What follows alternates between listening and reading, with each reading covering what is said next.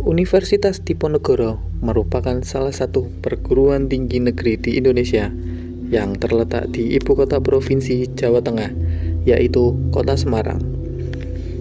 Universitas Diponegoro menempati peringkat 3 terbaik perguruan tinggi di Indonesia berdasarkan hasil penilaian Lembaga Peringkat Perguruan Tinggi for International College pada tahun 2021. Tahun ini, Universitas Diponegoro kembali mengadakan kuliah kerja nyata periode 1 tahun ajaran 2022-2023 dengan mengusung tema pemberdayaan masyarakat berbasis SDGs yang di dalamnya memuat pencegahan stunting dan upaya peningkatan kesehatan serta kesejahteraan membimbing desa, terutama pada kelompok masyarakat yang berprofesi sebagai petani agar tidak ketergantungan pada bahan kimia dan beralih menggunakan bahan alami, salah satunya dengan pemanfaatan ekoenzim. Dalam periode kali ini, lokasi KKN ditentukan oleh kampus berdasarkan pengelompokan yang dilakukan oleh LPPM dan P2 KKN.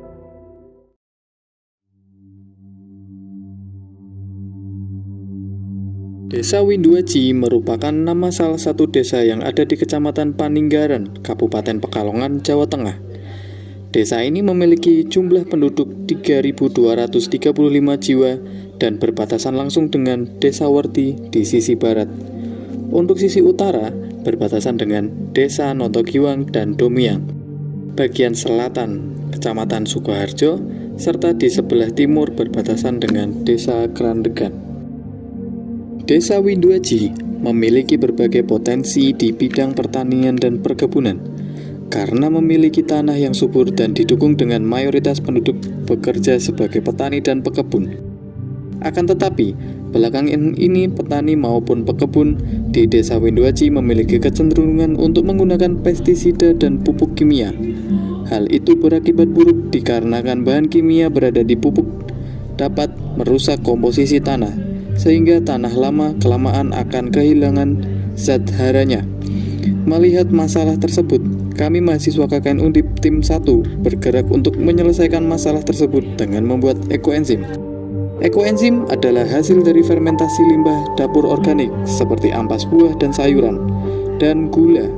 Ekoenzim adalah hasil dari fermentasi limbah dapur organik seperti ampas buah, sayuran, gula, dan air. Warnanya coklat gelap dan memiliki aroma fermentasi manis yang kuat. Komposisi sampah yaitu sekitar 54% berasal dari sampah organik. Produk ekoenzim merupakan produk ramah lingkungan yang mudah digunakan dan mudah dibuat. Pembuatan ekoenzim hanya membutuhkan air, gula sebagai sumber karbon, dan sampah organik sayur dan buah. Pemanfaatan ekoenzim dapat dilakukan untuk mengurangi jumlah sampah rumah tangga, terutama sampah organik yang komposisinya masih tinggi. Ekoenzim berguna untuk menyuburkan tanah dan tanaman, menghilangkan hama, dan meningkatkan kualitas dan rasa buah dan sayuran yang ditanam. Selain berguna untuk menyuburkan tanaman, ekoenzim juga memiliki manfaat yang besar dalam menjaga lingkungan, yakni mengurangi emisi gas rumah kaca dan menjaga kesuburan tanah lebih lama karena memanfaatkan bahan yang alami. Selain bermanfaat sebagai penambah nutrisi tanaman, penggunaan ekoenzim yang dilakukan secara masif akan bertambah baik pula terhadap pengelolaan sampah, terutama pada jenis limbah organik rumah tangga.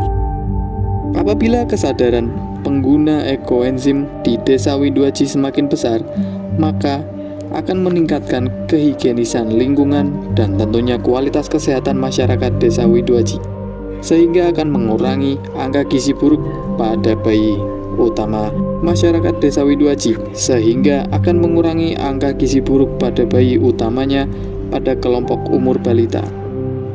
Program ekoenzim yang kami canangkan memiliki manfaat berhubungan dengan kesehatan dalam pencegahan stunting. Hal tersebut dilakukan karena masalah utama yang ditemui di Desa Winduaji adalah stunting. Dan pada tahun 2021, Desa Winduaji menjadi salah satu lokus stunting di Kabupaten Pekalongan. Selain menciptakan program yang berhubungan dengan kesehatan dan bersifat preventif, yakni ekoenzim untuk tujuan pengelolaan sampah, sehingga dapat meningkatkan kualitas kesehatan hidup. Selain membuat program bersifat preventif yang berhubungan dengan lingkungan, dalam rangka pencegahan stunting, mahasiswa KKN Undip Tim 1 di Desa Windu Aji turut serta mencanangkan program pencegahan stunting yang berisi 3 subprogram, yakni pembuatan dan pembagian buku modul, lalu didukung dengan sosialisasi pada warga di Desa Windu Aji, serta dilengkapi dengan PMT secara rutin sebanyak 4 kali sesi. Hal tersebut diharapkan dapat mencegah bertambahnya angka stunting dan menanamkan budaya sehat dari hal yang terkecil hingga menghasilkan angka stunting kosong dan tidak menambah kembali di waktu yang akan datang. Berikut ini adalah tim KKN dari Desa Windu Aji.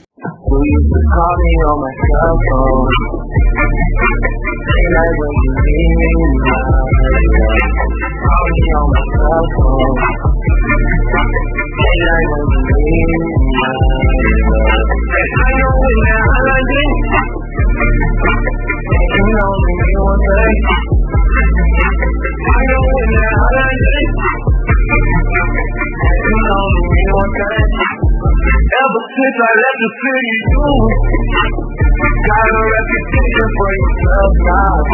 Everybody knows you're not the left out.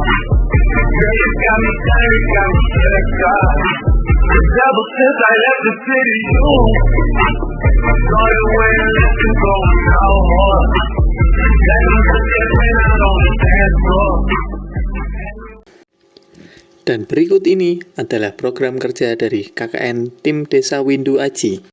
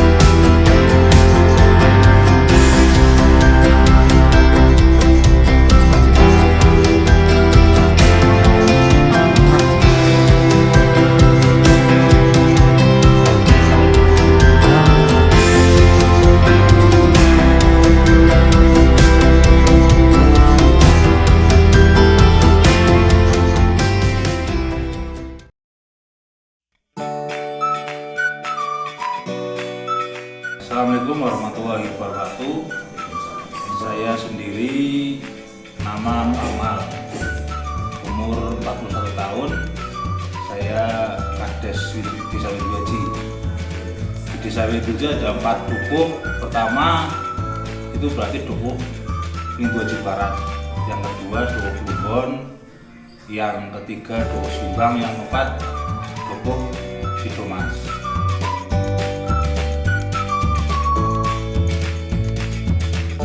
Kalau saya pribadi dengan adanya KKN di Desa Windu Aji, saya jujur itu berterima kasih. Karena pertama kegiatan KKN di Desa Windu Aji luar biasa.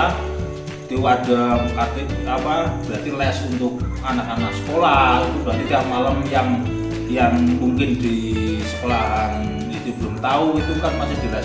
Anak-anak jadi tahu. Itu yang pertama. Juga kegiatan keagamaan apapun itu masyarakat itu antusias, artinya itu merasa dengan adanya KKN itu berarti banyak-banyak hal-hal yang positif di Desa Windu Aji yang belum tahu jadi tahu gitu.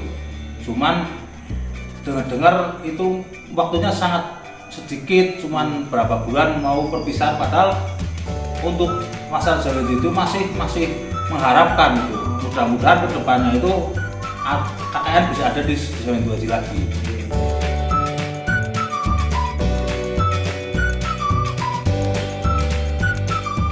Saya pribadi sebagai kepala desa pertama minta maaf semua mahasiswa KKN tidak ada janji dengan mungkin dengan tempat minta maaf kalau ada kekurangan.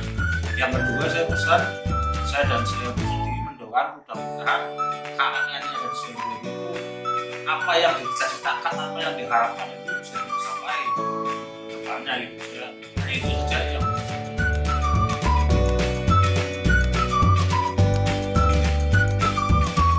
yang jelas kalau kedepannya KKN itu pertama itu berarti yang kendala yang di situ tentunya kan kaitannya masalah transportasi, karena untuk desa itu kan bahasanya kan kampungnya itu kan jauh, itu agak terganggu kaitannya masalah transportasi. Saja kan desa kan ada kan hanya mobil siaga, sementara anak-anaknya kan bahasanya kan nggak ada yang bisa nyetir gitu. Sekarang kegiatan di sini itu kan jauh, makanya alasan ada yang dibikin itu sesuatu transportasi itu bahasanya itu percepat sebuah kegiatan ya, termasuk berarti motor itu berarti kan harus dipikirkan, karena kan saya juga bahasanya kan yang di desa itu kan adanya kan mobil siap ya, itu aja. Kalau masalah kegiatan udah luar biasa KKN yang sekarang ya mungkin ya kedepannya lebih baik.